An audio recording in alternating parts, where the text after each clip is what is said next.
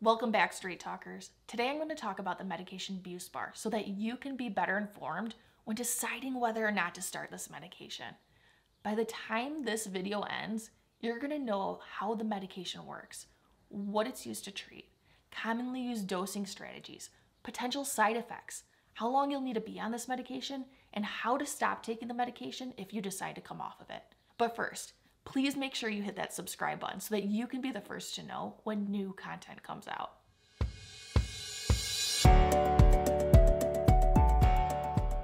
So Buspar was first approved for medical use in the United States in 1986. And by 2018, it was the 92nd most commonly prescribed medication in the United States, with more than 8 million prescriptions.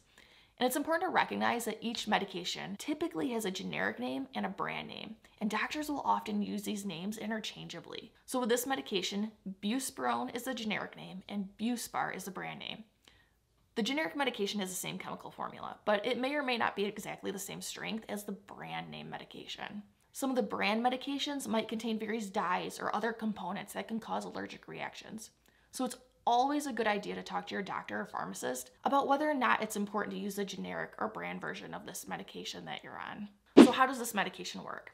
Buspar is often referred to as an anti-anxiety medicine, and it works by calming parts of the brain that are too excitable in those with anxiety. And it does this by changing the effects of the neurotransmitter serotonin, which leads to decreases in anxiety, nervousness, fear, and excessive worrying. In adults, Buspar is FDA approved for the treatment of generalized anxiety disorder.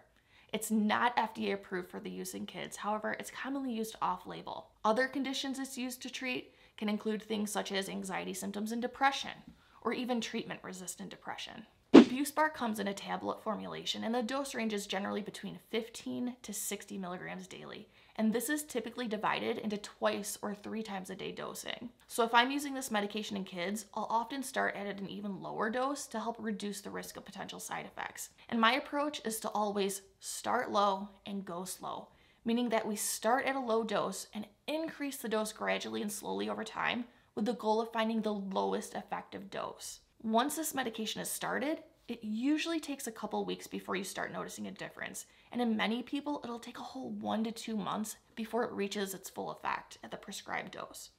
And because of this delay, I often recommend starting therapy during this time because the benefits of therapy can be seen right away.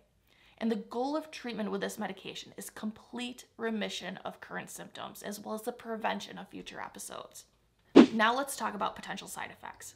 It's important to realize that many side effects are often dose dependent, and this means that the likelihood of getting them increases as the dose increases.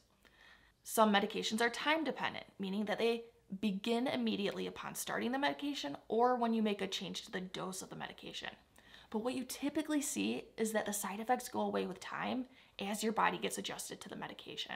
Generally, Buspar is actually really well tolerated in most people, but there are some side effects to know about. So the more common ones, but usually mild ones, can include things such as nausea, dizziness, headaches, nervousness, and lightheadedness. More rare side effects include things such as excitement, irritability, anger, aggression, or nightmares.